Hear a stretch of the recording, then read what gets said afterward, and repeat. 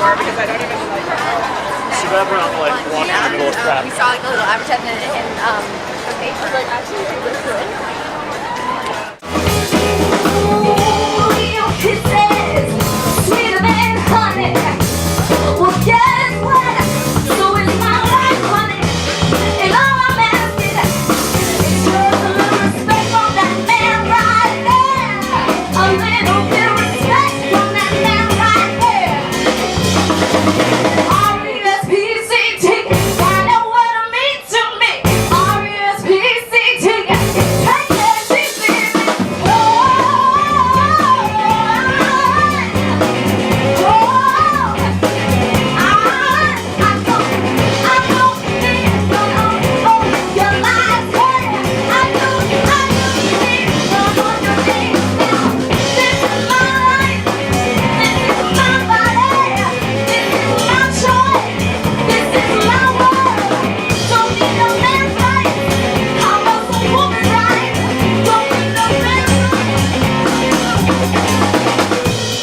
Slut Walk is our annual walk to end victim blaming. It started in Toronto when a police officer told a group of women that he was speaking with that women should avoid dressing like sluts in order not to be victimized.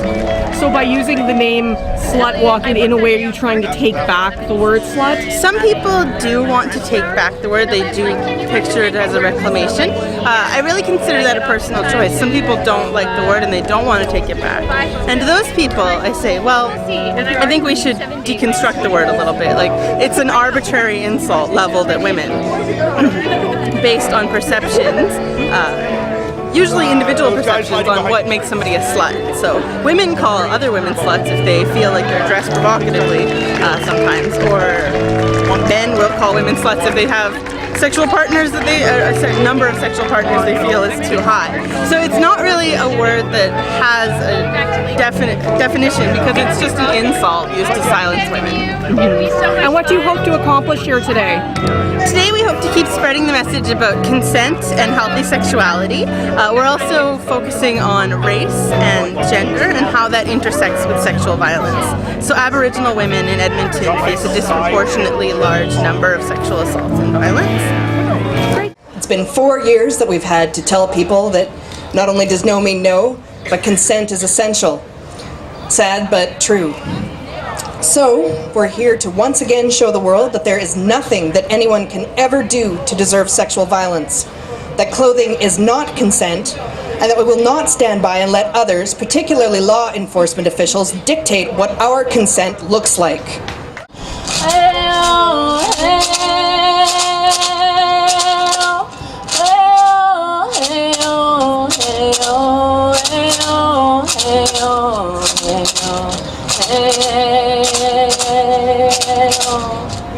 Oh, Jesus,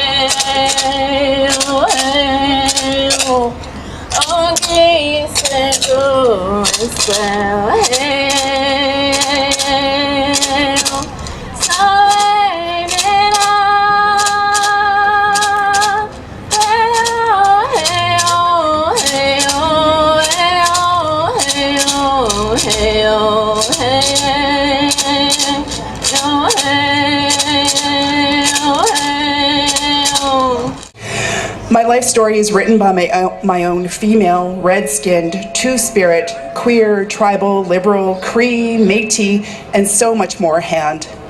I write my life story with the words and visions of my ancestors weaving their way into my current context, my lived experience. I am not static as my labels would lead you to believe. I am as complex as the world we live in. I cannot predict future social, economic, or political trends. I cannot even predict what I will say tomorrow if asked about climate change. What I do know is that I am the author of my own story. So if you decide that you will impose your privilege upon my body or mind to silence me or oppress me with threats of any type, then hear this. I will fight to maintain my sovereignty over my own body politics, and I will fight not just for myself, but for those who don't understand your language of oppression and privilege. The danger in disenfranchising a racialized group is that they have nothing to lose by speaking out and speaking the truth. They won't be silenced. So to sum it up, you don't have the right to speak for me, to write my story, or to oppose your oppression upon my spirit. Hi, hi. Women are being victimized, gay and lesbians are being victimized, transgendered are being victimized, and our men are starting to get victimized as well. When are we going to start to look at each other with respect and kindness and realize that we all are human beings and we all deserve to be treated with respect and kindness? I don't know when that day is going to come, but the one thing that I keep advocating for is for education for our youth, our children, teaching them how to do the respect, learn the respect and the love for each other at a young age. If we could stand in our schools and talk to our kids about drugs and alcohol and sexual violence, just like we used to do back in the day when we talk about safe sex and teen pregnancy, I think that violence would come to an end a lot more faster than it is going on at this moment. What am I doing this all for? What am I here for? Why are we advocating for all these people when things keep going on? Things keep going on and nobody's taking nobody's stopping and realizing that we're all human and we're all equal. And so when I came driving down here with my mom today and I was thinking about all of this and I was thinking about all the signs and all the people who are going to be standing here, what kind of message do I want to give?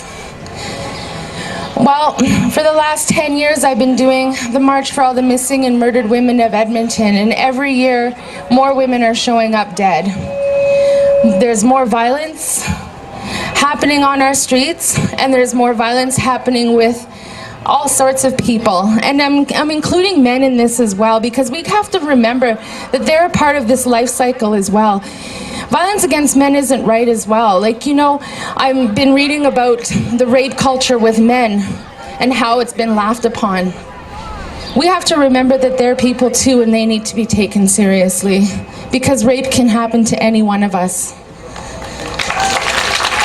Personal sovereignty is the ability to make decisions in the best interest of myself.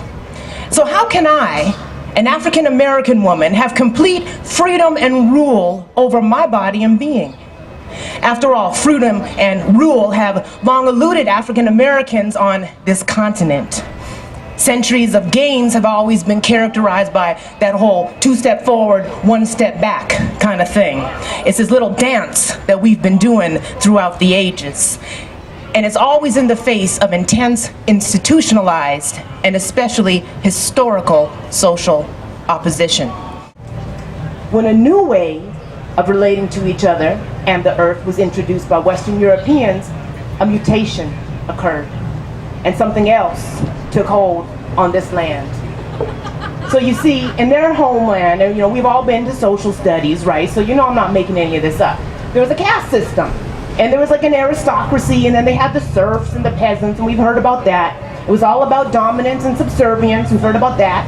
Class concentrated wealth, large starving masses, if things got tough, disease, blight, and seeming a war on women and children. And if its women and men wish to free themselves of its stronghold, then the advice of the same indigenous cultures that were branded savage and uncivilized, the same African and Aboriginal cultures that before mutations, quite frankly, scared the crap out of them men, may offer some startling solutions that appeal to this divide at the deepest, most human of levels.